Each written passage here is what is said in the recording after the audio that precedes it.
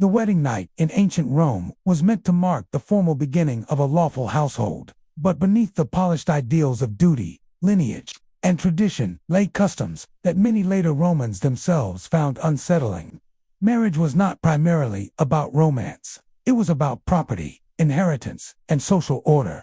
For elite families, especially the union of a bride and groom was a public political act, and the wedding night became a symbolic performance designed to prove that the transfer of authority over a woman from her father to her husband had been completed.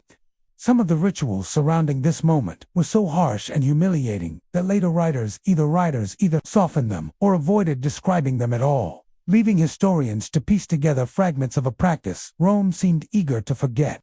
A Roman bride was usually very young, often in her early to mid-teens, while the groom might be a decade or more older. The imbalance of age and power shaped everything that followed.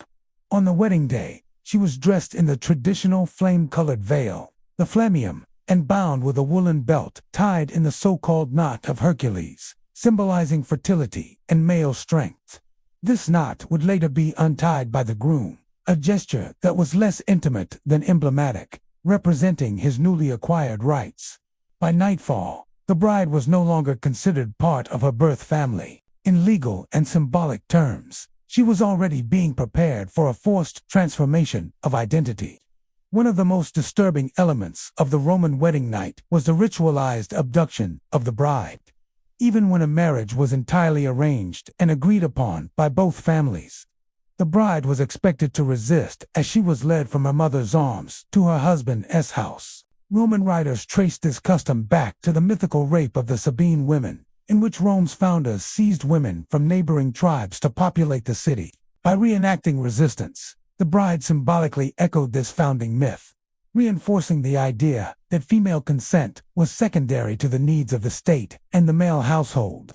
What may have begun as symbolic theater often crossed into real emotional distress, as young brides were required to cry, protest, and struggle to prove their modesty. The procession to the groom's home was loud and public, filled with torchlight, jokes, and songs that frequently included crude references. Guests shouted Bodhi verses meant to ward off evil spirits, but they also served to remind the bride of what awaited her. The community participated in this moment, blurring the line between private union and public spectacle.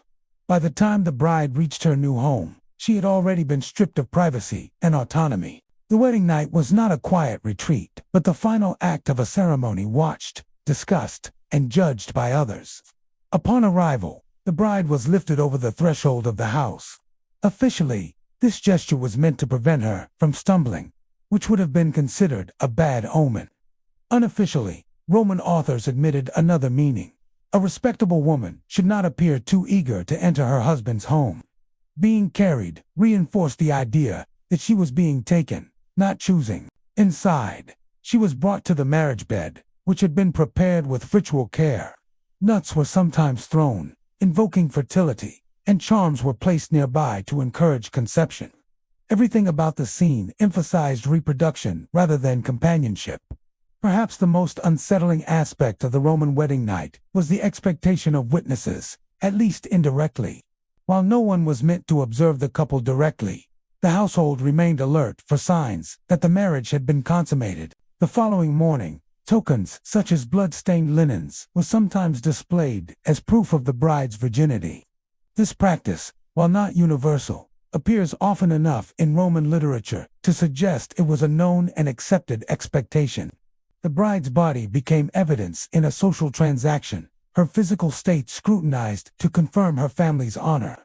Roman law and custom placed enormous value on virginity, not as a moral ideal for women's personal virtue, but as a guarantee of legitimate heirs. If a bride failed to meet expectations, the consequences could be severe. She could face humiliation, rejection, or even accusations of deceit that reflected poorly on her entire family. In this context, the wedding night ritual was not merely private or personal. It was a test with real social and legal stakes.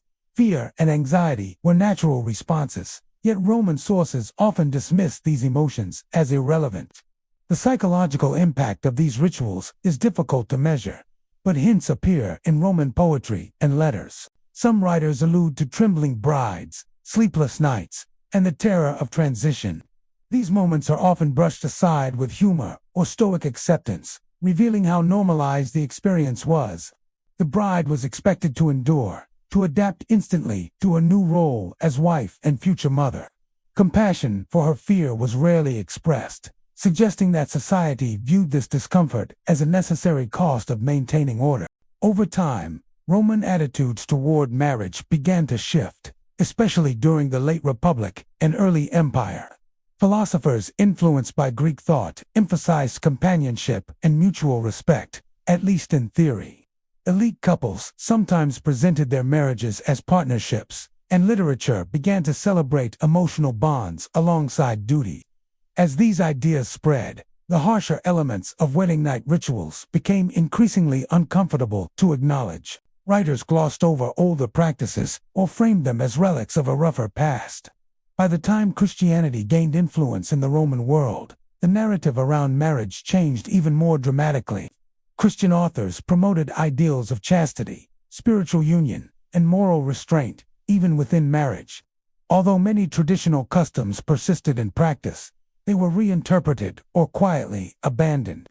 The violent symbolism of abduction and forced resistance clashed with emerging ideals of consent and sacrament. As a result, later histories often present Roman marriage as more orderly and dignified than it likely was, smoothing over the rituals that contradicted newer values. This selective forgetting explains why the most horrifying aspects of Roman wedding nights are not widely known today.